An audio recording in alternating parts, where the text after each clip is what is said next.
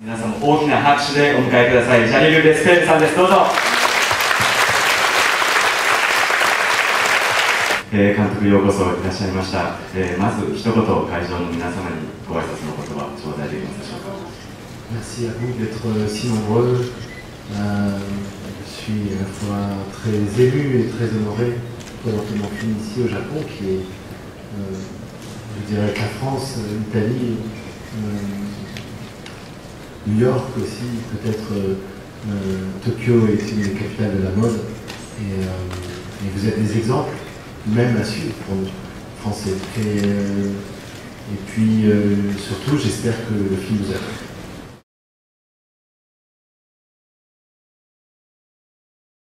Un peu moins d'un an de préparation, et l'écriture aussi. Et j'ai rencontré évidemment Pierre Berger assez tôt, en fait, dès le départ, parce que le projet sans Pierre Berger aurait été impossible, dans la mesure où j'avais besoin déjà de, non pas de lui pour écrire le scénario, parce que je ne voulais pas l'impliquer dans l'écriture, mais en tout cas j'avais besoin de son accord et de son aide pour pouvoir filmer les robes et les dessins d'Yves Saint Laurent, les originaux. Et pour ça, il fallait que je puisse avoir accès, un accès total aux archives de la Fondation Pierre Berger Yves Saint Laurent.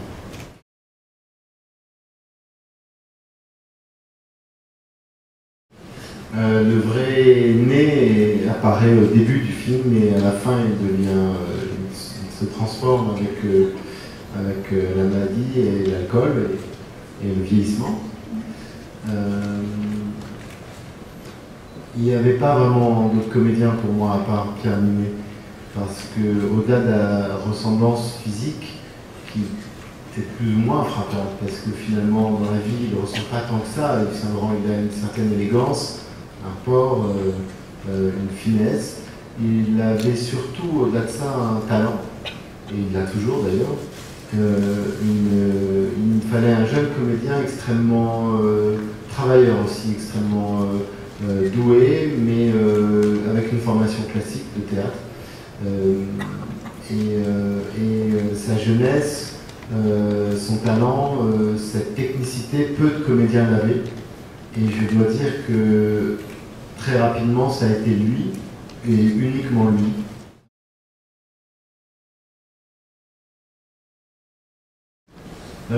Oui, on a fait une séance de photos avec Pierre Ninet et Guillaume Gallienne avant de tourner, et on avait fait une séance de photos dans le studio d'Yves Saint Laurent. Et il se trouve que son chien, Yves Saint Laurent, est toujours vivant.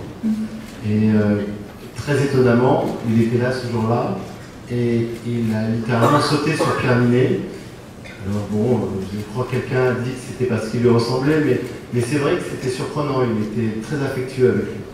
Après, moi, ce que pensent les chiens, je ne sais pas, je n'irai pas jusqu'à dire qu'il l'a pris pour Yves Saint Laurent, mais en tout cas il l'a bien aimé, c'est vrai.